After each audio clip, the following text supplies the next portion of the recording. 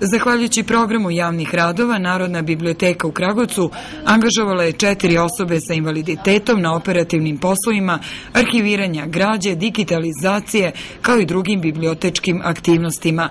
Aleksandar Marković, član udruženja paraplegičara i kvadriplegičara Šumadija, radi na digitalizaciji vredne arhivske građe i zadovoljan je svojim poslom. Radim na računaru, skeniram neke stare novine iz starijih godina i tako dalje. Ovako, iskreno, kolege su sve okej, nema predrasuda, znači sve bukvalno kao da nisam osoba sa invaliditetom. I u biblioteci su zadovoljni ovakvom saradnjom sa Udruženjem Šumadija i Nacionalnom službom za zapošljavanje.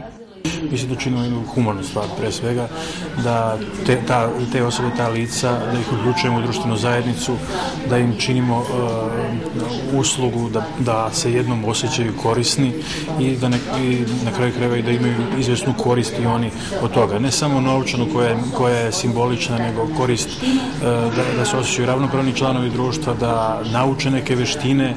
Veoma je značajna ova saradnja za osobe sa invaliditetom, posebno zbog samopouzdanja, zbog socijalne, zbog ekonomske samostalnosti i uopšte samostalnosti u životu.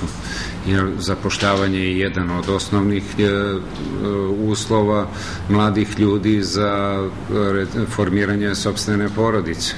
Zahvaljujući programu Stručna praksa, na godinu dana zaposlene su 3 mlade visokoobrazovane osobe sa kojima su potpisani i ugovori.